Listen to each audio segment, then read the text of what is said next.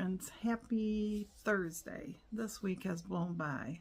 I don't know what day it is. So, welcome back. And it has just been a busy day, a relaxing day, but have not picked up my phone to record anything.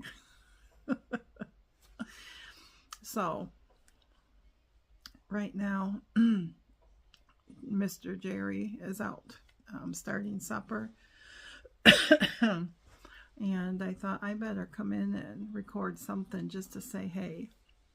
It was a beautiful sunny day today, still is. Got up to like 56, something like that. But rain's coming and high winds. So we are tomorrow morning from 7 a.m. till 9 p.m. we will be under a high wind advisory, which gusts can get up to 45, they said, but on the average 25 miles an hour. And rain. And tomorrow, my younger brother is officially retired tomorrow. He's been counting down the days. Every day on Facebook in the morning, he was putting how many days were left, and today was only one more day. So he has invited us, and I don't know who all else, to meet him down to Applebee's at 3:30 for a supper. And, you know, that's way early for us, but I understand why they're probably doing it then, because, you know, it's a Friday. So, you know, I'm happy for him. He's worked hard to retire. So, but we watched curling on the Olympics this morning. We just finished the women's hockey game. I think tomorrow the men's hockey game is. So, yeah. So this morning, what did I do this morning? Well, we woke up early again, extra early actually this morning. For whatever reason, Nyla wanted us up. She started at 6 a.m. And then Jerry got up about 6:30 and fed them.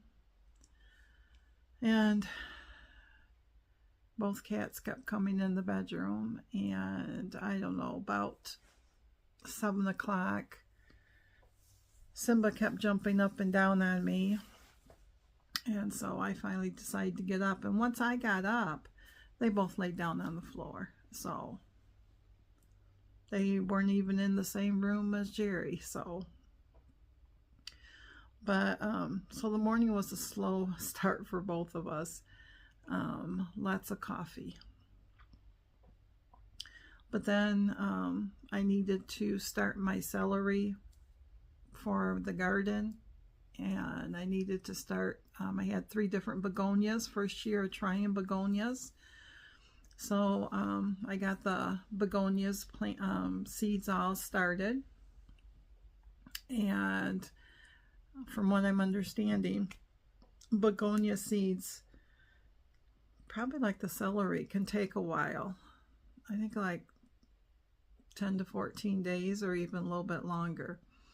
So I did get all of that done. So I don't have anything else to start until March, like mid-March, something like that. And so I was glad to get that done. And then I made us some bread. I made my regular bread, the white bread this time. The 2 wheat breads have been okay, but they're only good for a couple of days because I'm just learning how to do it. It's milled flour where I'm grinding the grains myself and then using the flour to make the bread. And we had purchased a new mixer, and it's supposed to be really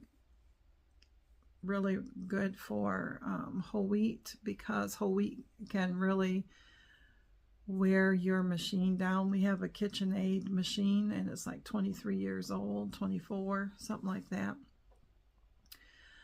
And so we invested in this machine, and Jerry said, you know, I ought to try my regular white bread recipe in the machine and see what difference it makes with the kneading and stuff. And I'm going to tell you, in the KitchenAid, I could add all the liquids in, and then I would add the flour and the salt in, and it would call for 3 cups of flour, and normally it took 2 3/4 cups of flour. But as soon as it started mixing it together, then I would knead it in the machine, the stand mixer, for like 10 minutes. But it always, once it got into a ball, it hooked onto that hook and it just spun. And I'm not for sure how well it would knead it, but the dough always felt good and all that stuff, good rises and stuff like that. So today I tried my white bread recipe in the mixer.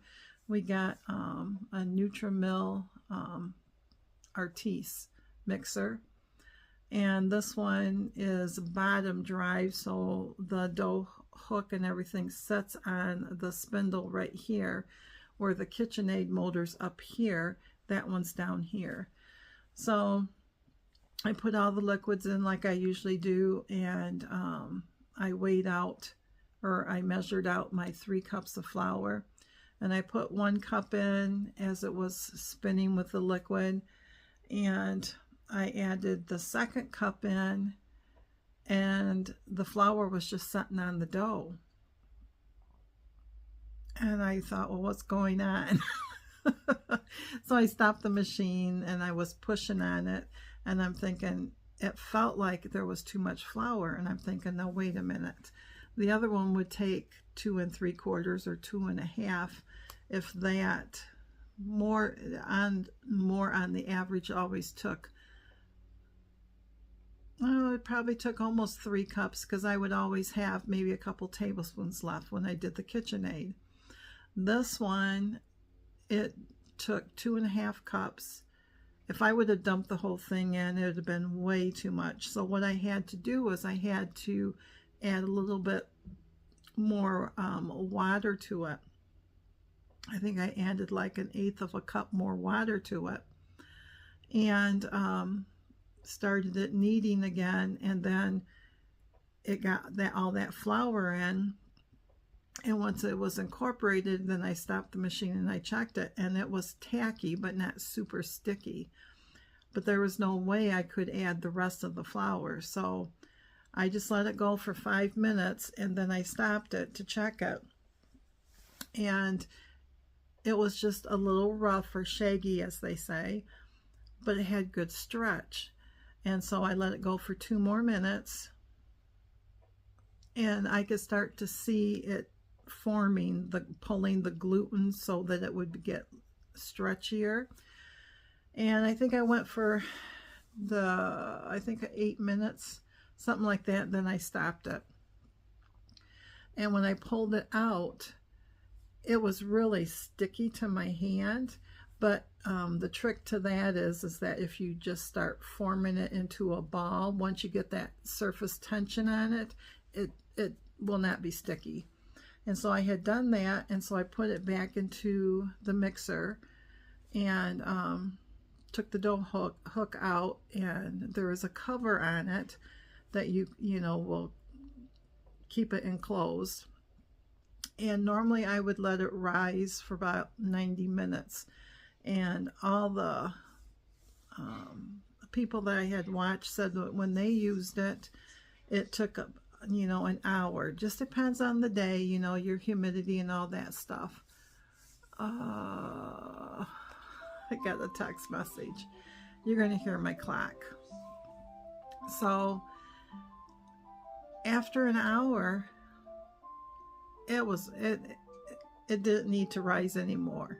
I mean, there were bubbles in it and everything, and it felt really good. It looked really good.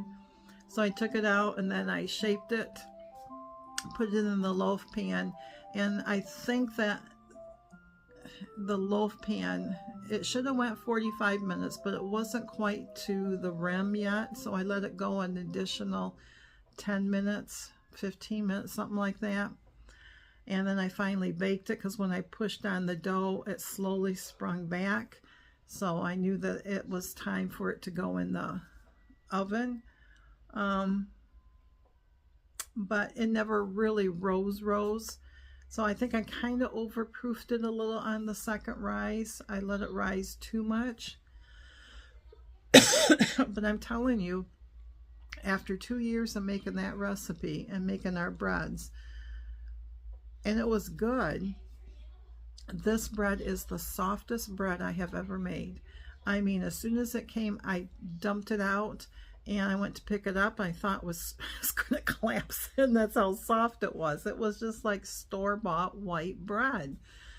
And I always put a little butter around the top to make it soft and all that stuff.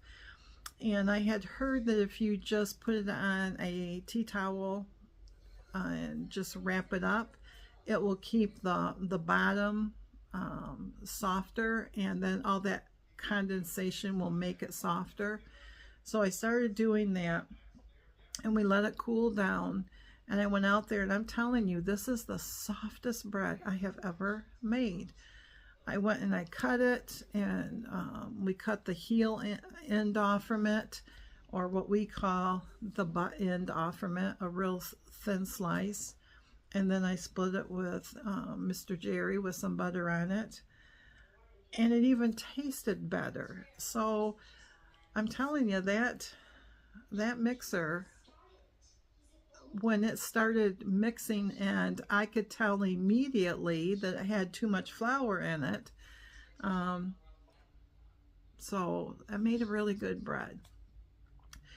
And if you've never ate whole wheat bread that you have milled, they do suggest that you don't go all whole wheat, because your stomach's got to get adjusted, because it's super high fiber.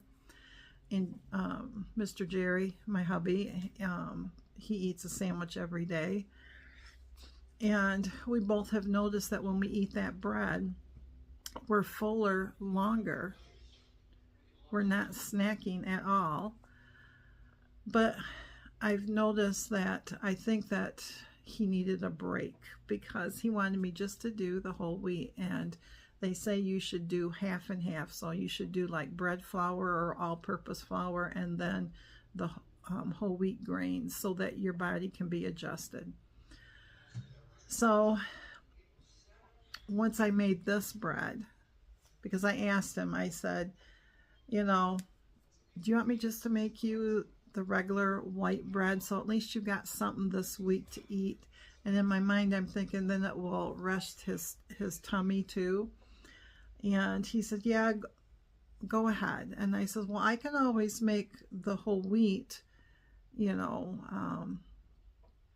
play around with it more this weekend, because I'd like to do some raisin bread.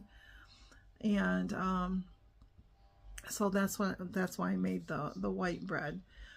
But then he said tonight, after eating the white bread, he said, now maybe now you'll know what the dough should look like when you're making with whole wheat grains, and maybe next time you can use your recipe, but do half bread flour and half whole grains.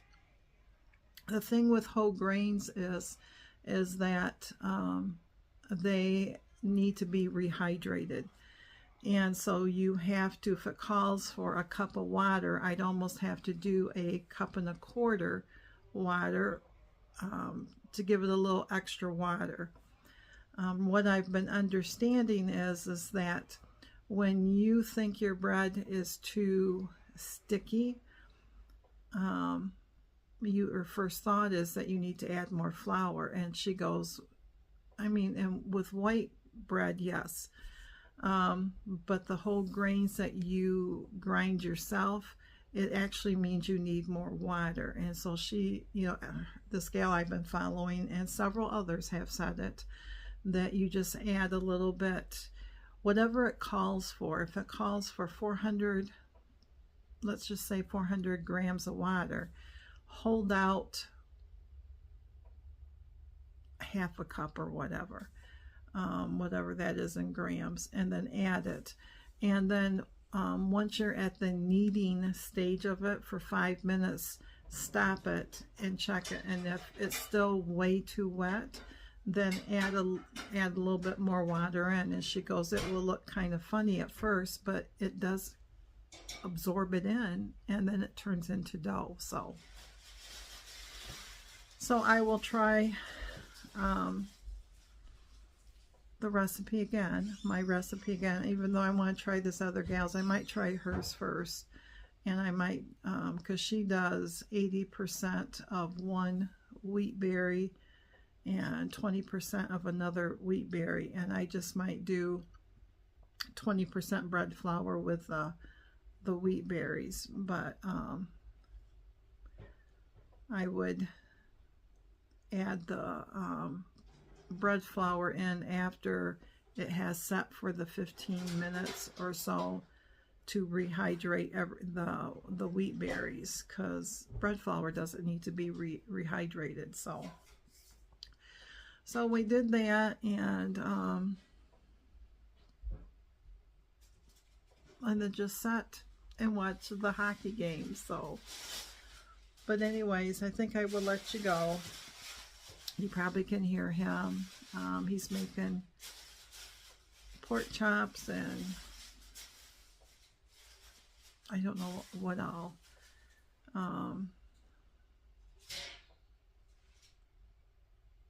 Because I don't know what he's making.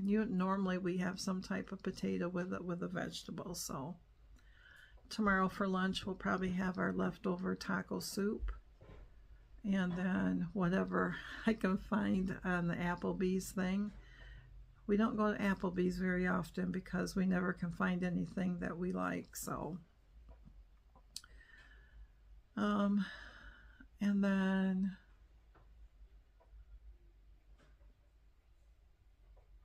nothing special going on this weekend. So, but anyways, it's been so nice that the sun's been out. Our snow was pretty much gone, and spring is coming. We saw we have red-winged blackbirds today, and that is a good sign that spring is close by. So, and somebody said they saw a robin, and that's another good sign. But I'm starting to hear the birds more, and that's another good sign. I mean, we have birds all winter, but your songbirds are starting to come back. So, but anyways, thanks for stopping by, my friends, and hopefully I will see you again tomorrow. Oh, tomorrow's vlog might be a little late because if we eat at 3:30 and the celebration and everything, so it might be a little later. Mr. Jerry is petting Miss Nala. What you making for supper, dear? Pork chops and homemade fries. Pork chops and homemade fries. That's what's for supper. So, And a vegetable if you want something. we can. Well, I know you can. But I didn't know if you wanted something with the fries. Never know. Okay. Probably not. We'll probably have, I just not used to having home fries with pork chops. So. Well, you said the other day that you liked some of the big fries I make. Yeah, I was thinking when we did hamburgers and stuff. Oh, well. We're getting the starch pulled out right now. Oh, so anyways, we could do green beans so that there would be a good vegetable in there. So See you tomorrow, my friend.